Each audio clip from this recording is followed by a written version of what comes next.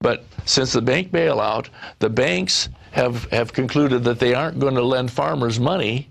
In fact, shortly after that bailout occurred, we got calls from a lot of the supermarket chains.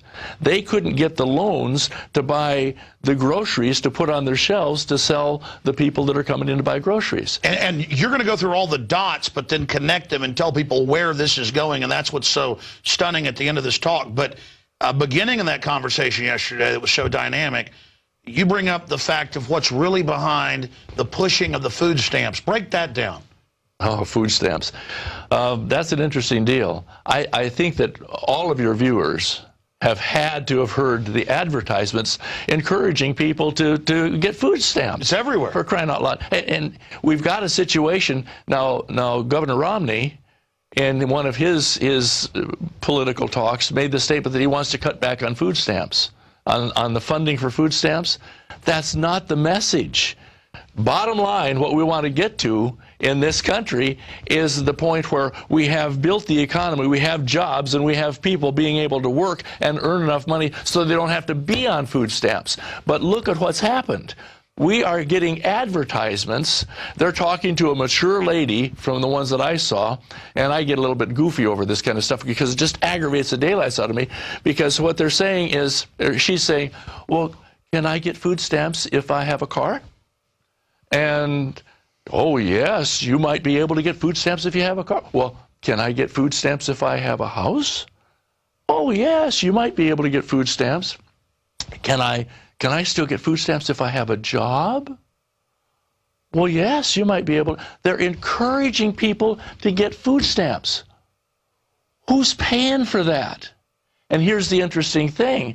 The government has made commitments like crazy, not just with the food stamps issue, but with the fact that 50% of the population of this country, what was the richest country in the world, is now 50% of that population now has to be subsidized for their groceries. Food stamps, the welfare programs generally, and some of the other things like WIC and all that, and churches. And Steve, I remember you 5 years ago, and I knew you knew what you were talking about. You're very respected. I mean, really the trailblazer, the grandfather of the whole Storable Foods movement. You were saying there's going to be shortages. This is all coming. They want to shut it down. It's part of the plan. And I'm like, really? I mean, this is really going to happen? And now so much of it is coming true. I can't wait to hear, the conclusion of where you see all this going. But now it's clear. One word is what's happening: the domestication of the American people. That's what you define in animals or in slavery with humans in history. What domestication is when an animal depends on you for food. I mean, this is what they're doing. They are doing everything they can to destroy the crops. You know how to catch wild hogs? Let me tell you how to catch wild hogs, okay? You're out there, you got a wily old boar that's leading the pack, and they got a whole bunch of hogs. And they're pretty wily about people like you because you're going to shoot them. Okay, what you do is you start putting some posts around in this one area, okay? And the old hogs are sitting back there and they're watching you. And then what you do is you go out and you put some boards on those posts and you make a fence. And then you make a gate. And you put a rope on the gate. And the hogs are sitting back there saying, what are these guys doing? These guys are out here. I don't know what they're doing. And then one day you walk in with a bushel of corn. And you pour it right in the middle of that fence and you leave. And they sit back there for maybe a couple days and watch that and think, what the heck is that?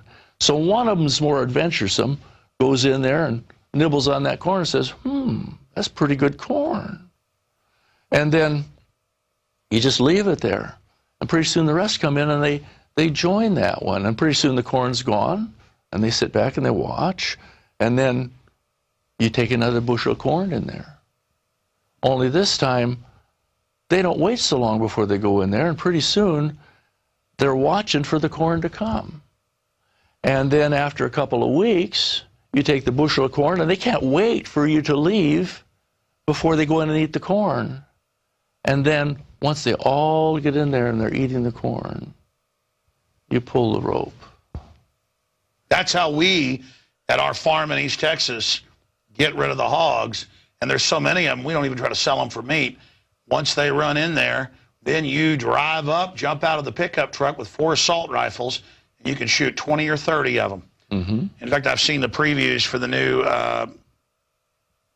shooting show they've got, and it just shows hundreds of the hogs being shot that way.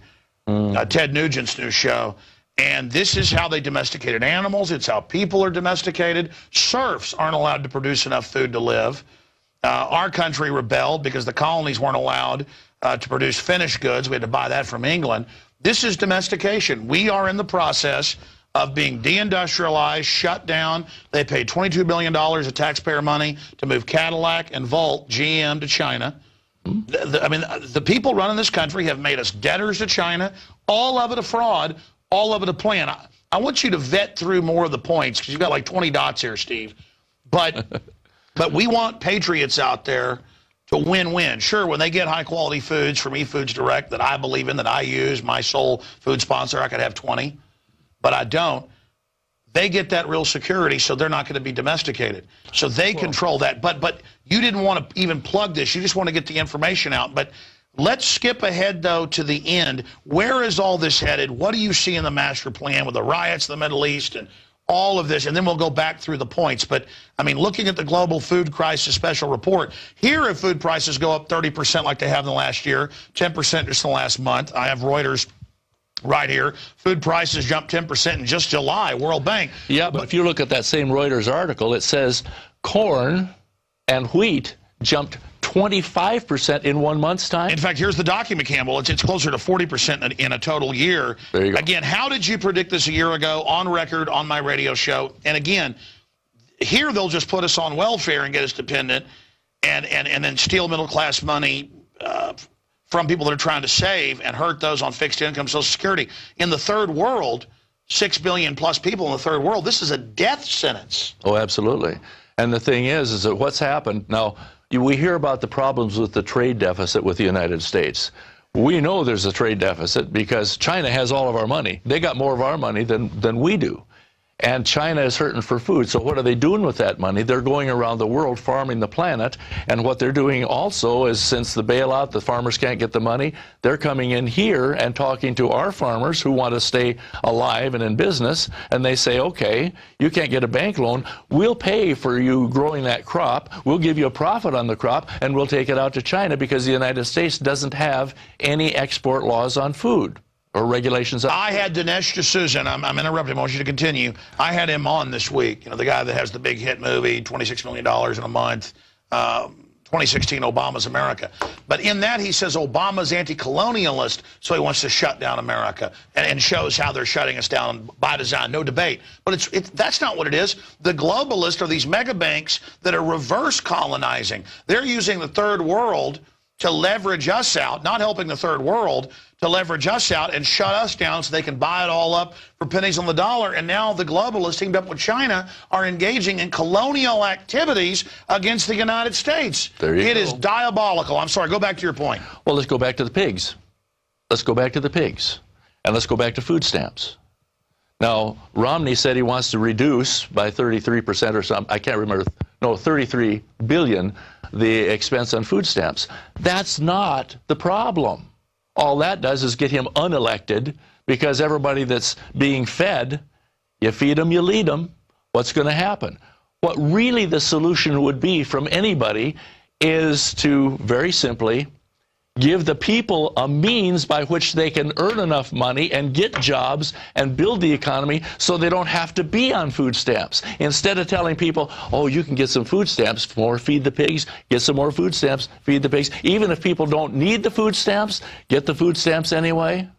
Well, that's why they advertise. There's all these programs for you to get a giant group of people totally dependent so the government can say, now vote to turn your guns in. Now vote to get rid of your borders. The extent to which you're dependent is the extent to which you give power over yourself to that on which you depend. Why are we making Americans dependent? Okay, now let's talk about this. We're in the 7th year of a worldwide famine. China, Australia, India, all of the major population centers of the United States, all of Europe, all of the entire planet lost their bee population, a high percentage of it 4 years ago. Now we're in the state of a worldwide famine, 7th year, okay? We've got droughts and we've got food shortages every place.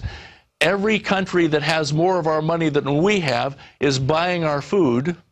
And so we have 12 million American kids that go hungry every night. How many of our population are out of their homes because of all the foolishness? A lot of them, the only good meal they get every day is the school lunch in the morning. Oh, I've got a daughter that's a school teacher in Pennsylvania, and it's absolutely pathetic. In some of these areas, we have people that work with our organization that are donating food to schools so that the kids that only get one meal a day by coming to school can have something to take home and eat over the weekend. That's America. Look, I got to ask you before you